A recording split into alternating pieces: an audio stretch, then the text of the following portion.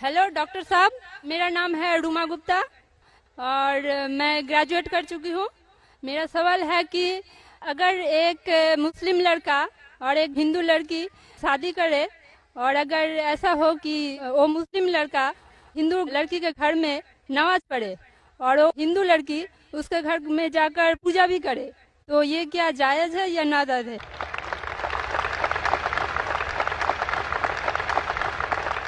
बहन का अच्छा सवाल है कि अगर एक मुसलमान लड़का हिंदू लड़की से शादी करता है तो क्या वो मुसलमान लड़का हिंदू के घर में जाके नमाज पढ़ सकता है और क्या वो लड़की मुसलमान के घर में पूजा कर सकती है? नहीं। सबसे पहले कुछ शराइत है हर चीज़ के।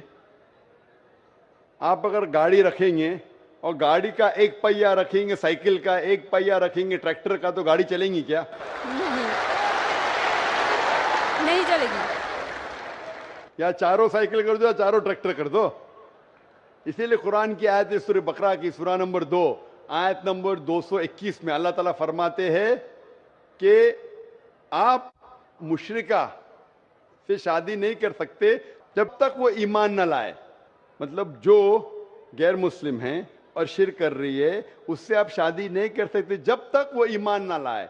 और एक ईमान लाने वाली औरत चाहे कितनी भी बदसूरत हो वो एक मुशरिका से बेहतर है। और आगे आयत कहती है कि लड़कियां मुशरिक लड़के से शादी नहीं कर सकती जब तक वो ईमान ना लाए।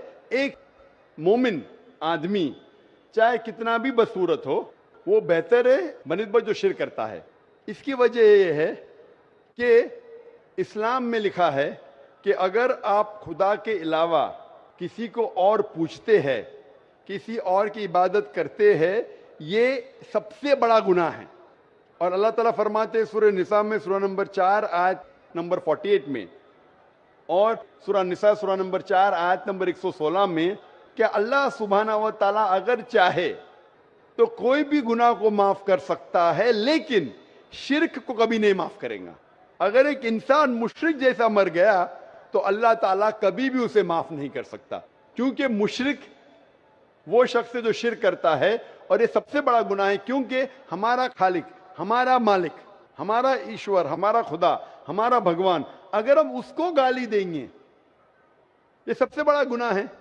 जिसने हमें जिंदगी दी, जिसने ये सारी चीजें हमें दी दुनिया में, अगर हम उसको गाली देंगे, उसके अलावा किसी और की इबादत करेंगे, ये शिर्क हुआ।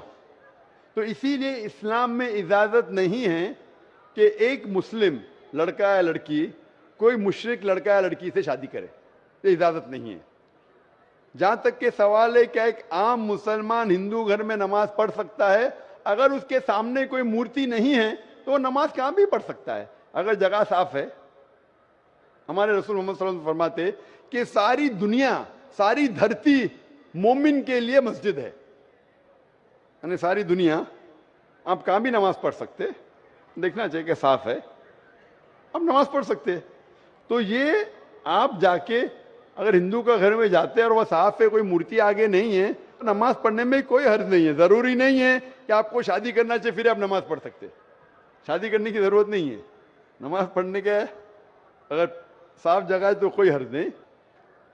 इसीलिए शादी के लिए शर्त है कि दोनों का ईमान हो।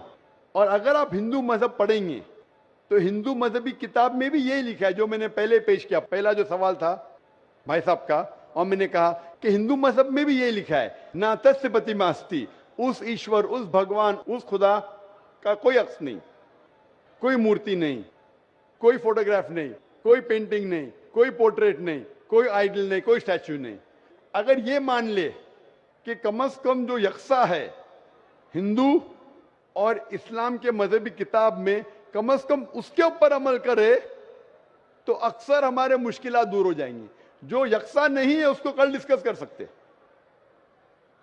और अगर आप तहकीक करते हैं, तहकीक करते, हिंदू मजहब की किताब पढ़ते और इस्लाम मजहब की किताब पढ़ते, दोनों में लिखा है खुदा एक है, दोनों में लिखा है खुदा का कोई अक्स नहीं है, दोनों में लिखा है कि खुदा का कोई बुत नहीं है।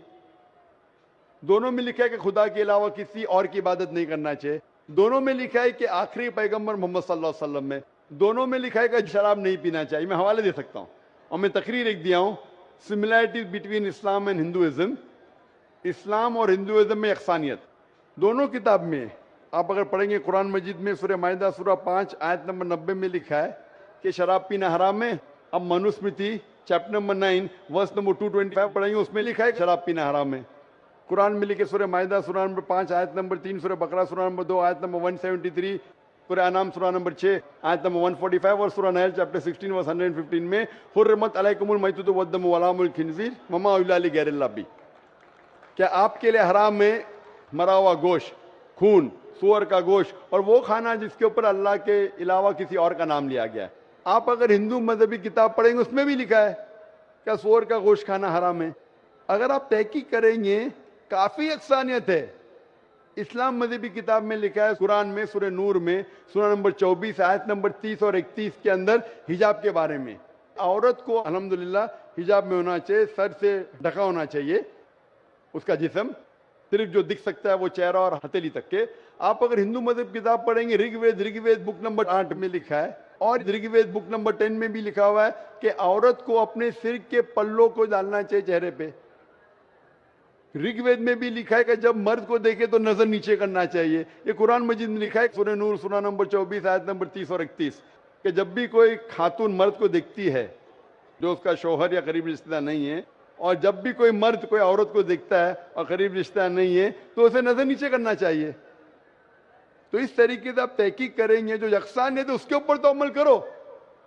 تو یکسانیت ہندو اور اسلام مذہب میں جو مذہبی کتاب میں لکھا ہے, لیکن افسوس کی بات ہے کہ مذہب کے ٹھیکیدار یہ چیز کا ذکر ہی نہیں کرتے. کیوں؟ اسی لیے میں حوالے دیتا ہوں.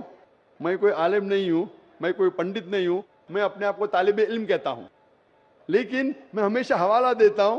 تو کسی کو بھی شک ہے, کسی کو بھی شبہ ہے تو گھر پہ جا کے چیک کر سکتا ہے, یا انٹرنیٹ پہ جائیے, آپ ٹائپ کرو, وید بھی انٹرنیٹ کے اوپر ہے, قرآن بھی انٹرنیٹ کے اوپر ہے, ٹائپ کرو, ریفرنس ٹائپ کرو, آپ کو حوالہ مل جائے گا. تو اسی لیے گاڑی چلنے کے لیے دونوں کا جو رولز اینڈ ریگولیشن ہے وہی ہونا چاہیے. اسی لیے دونوں لوگ مومن ہونا ضروری ہے.